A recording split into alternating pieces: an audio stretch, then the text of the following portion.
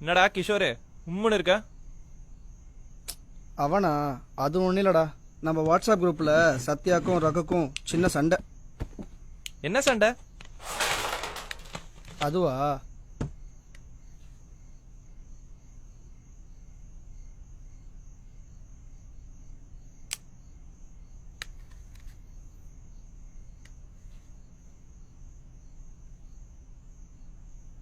இதான் பிரச்சனையா? அப்புறம் என்னாச்சு? அப்புறம் என்ன ஆச்சு? நானும் ரகுவும் பேசிட்டு இருந்தோம். நடுவில் சத்யா வந்தான்.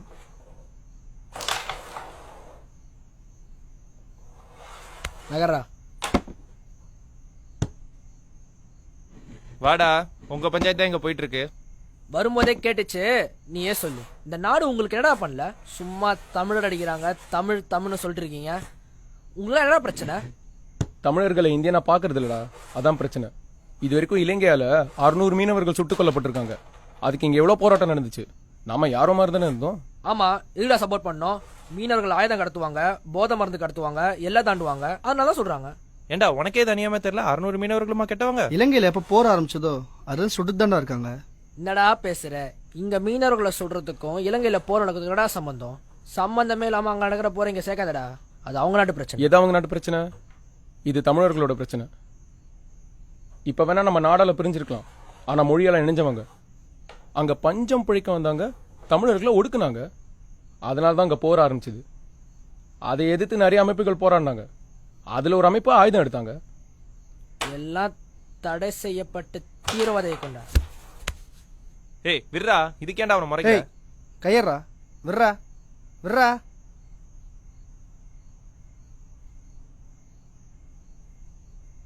யாருடா தீவிரவாதிங்க? ஒருத்தன் தன் தாய்நாட்டிலே அடிமையாக்கப்பட்டு நம்ம சகோதரிகளை கண்முறை கற்பழிச்சு கொலை செய்யப்படுறாங்க. இதை எதிர்த்து போராடுறவங்க பேரு தீவிரவாதிங்களா? அப்போ இந்திய சுதந்திரத்துக்கு போராடினவங்களை என்னடா சொல்லுவ?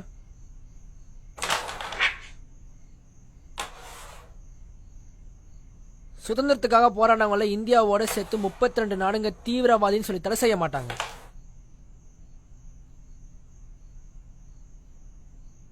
ஒன்னு புரிஞ்சுக்கோ சத்யா, ஈழத்துல நடந்தது இருமொழி பேசும் இரினங்களுக்குள்ள நடந்த போர்னு நினைச்சனா அது உண்மை இல்லை.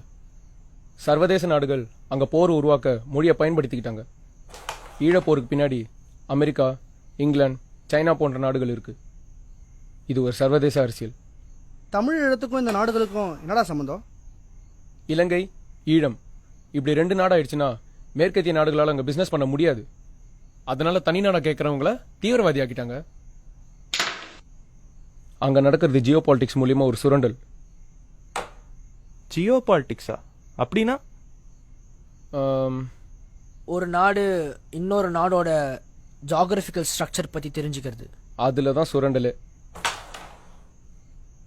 நீ ஒரு அமெரிக்கன் பிசினஸ் மேனா பார்த்தீங்கன்னா சிங்கப்பூரோட ட்ரேட் எக்கானமி, பிலிப்பைன்ஸோட military dockyards, Dubai retail market, petrol refinery plans, pubs, casinos, prostitution centres இதெல்லாம் நிறைவேற்றணும்னா இந்தியன் ஓஷனில் ஒரு தீவும் அதுக்கான கூலிங்களும் தேவை.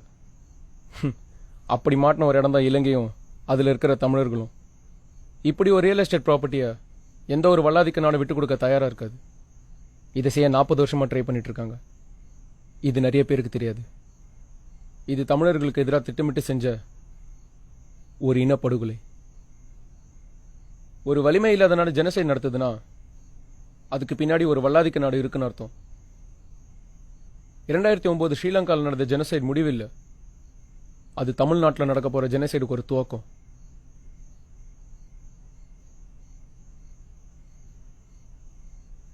டேய் ஆற எப்படிடா? கூடங்குளம் எது அந்த நியூக்ளியர் பவர் பிளான்ட்டா? வெடிக்கும்னு சொல்றியா? விட்டா அதையும் சொல்வான்டா. அது இருக்கிறதே பிரச்சனை. எது? ஊருக்கெல்லாம் கரண்ட் தரதான் பிரச்சனையா? நீராவெல்லாம் ஃபேஸ்புக் யூஸ் பண்றதுக்கு அந்த ஊர்ல இருக்கவங்க சாவணுமா? 4 state current, never ending power supply, உலக அரங்கில் நியூக்ளியர் ரிசர்ச்ல இந்தியாவுக்கு நல்ல பேரு. இது சாவா? இது வளர்ச்சி.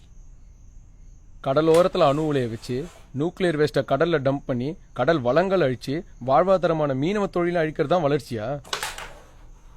வளர்ந்த நாடுகள்லாம் நியூக்ளியர் ரியாக்டரை மூடிட்டு வரும்போது இந்தியாவில் மட்டும் எதுக்கு? அதுவும் இங்க எதுக்கு? வெஸ்ட் பெங்கால் கேரளால போராட்டம் பண்ணி மூடிட்டு தமிழ்நாட்டுக்கார மட்டும் இழிச்ச வாயினா? ஒருவேளை வெடிச்சா ரஷ்யன் செர்னோபைல் ஆக்சிடென்ட் மாதிரி ஆயிடுமா என்ன? Cancer, psychological problem, long term genetical defects. டேய், இது வரைக்கும் 10 லட்சம் பேர் செத்துருக்காங்க. நாங்கள் வளர்ச்சி திட்டங்களுக்கு முட்டுக்கட்டி நம்ம எதிர்ப்பு தாண்டா. ம் வளர்ச்சி திட்டங்கள் மக்களுக்கு பாதிப்பா இருந்துச்சுன்னா அதை எதிர்க்கிறது தவிர வேற வழி இல்லடா. வாழ்வாதாரத்தை தடுத்து விவசாய பூமியில குழா போட்டு உரிறாங்களே மீத்தேன் கேஸ், அதை பார்த்து சும்மா இருக்க சொல்றியா? தெரியும்டா, ஒரு வெளிநாட்டு கம்பெனி தஞ்சாவூர், திருவாரூர், நாகப்பட்டினம் டிஸ்ட்ரிக்ட்ல 1500 அடியில பைப் லைன் போட்டு மீத்தேன் கேஸ் எடுக்கிறாங்க. எரிவாயு கிடைக்குதுல்ல, ஓ வீட்டு எடுப்புறதுல. ஒரு தடவை மீத்தேன் கேஸ் எக்ஸ்ட்ராக்ட் பண்ணி எடுக்கிறதுக்கு 5,66,00,000 லிட்டர் நீரும் 400 லாரி மண்ணும் 635 விதமான ரேடியோ ஆக்டிவ் கெமிக்கல்ஸ் பயன்படுத்துறாங்க. மைனஸ்டா, காயின் வை. இந்த ப்ராஜெக்ட்ல வேற 2000 கிணறு. விவசாய நிலத்தை அழிச்சு கேஸ் எடுத்து சாக கிடக்கிற விவசாய வீட்டில் அடுப்பெரிய வைக்கிறது தான் வளர்ச்சி திட்டமா? என்னடா இது ரெண்டும் வந்தாலே பாதி தமிழ்நாடு காலி போல இருக்கு. இன்னும் இருக்குடா. தேனியில் ஒரு அணு ஆராய்ச்சி நடக்க இருக்கு. 8 லட்சம் பாறையை குடஞ்சி எடுத்து இயற்கை வளத்தை அழிக்க போறாங்க.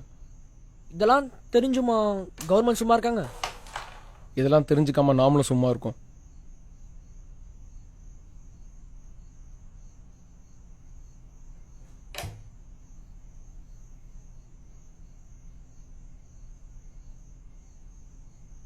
பக்கத்து ஸ்டேட்காரன் தண்ணி தர மாட்டேங்கிறான். கொஞ்சம் கொஞ்சமாக நம்ம நிலத்தை அவனுக்கு சொந்தமாக்கிக்கிறான். வடநாட்டுக்காரன் நம்ம எக்கனாமிக் வெல்த்தை பறிச்சுக்கிட்டு வரான். ஒரு இனம் தான் சொந்த மண்ணிலே தனது பொருளாதாரத்தையும் வாழும் நிலத்தையும் இழந்தா ஜெனோசைட்.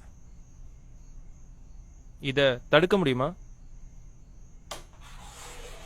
இந்தியாவில் யங்ஸ்டர்ஸ் அதிகம், அதில் டாக்டர்ஸ், இன்ஜினியர்ஸ் ரொம்ப அதிகம். ஆனால் இப்போ நம்மளுக்கு தேவை பொலிட்டீஷியன்ஸ். யங்ஸ்டர்ஸ் கையில் இருக்கிற மொபைல் ஃபோன் மாதிரி அரசியல் பற்றின அறிதலும் புரிதலும் அத்தியாவசியம்.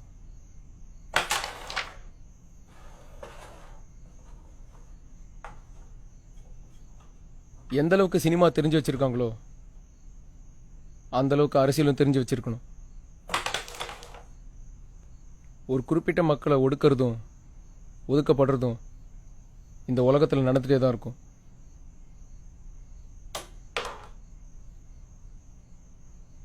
அதில் நியாயமான கொள்கை உள்ள மக்களோட முதலடி போராடணும்.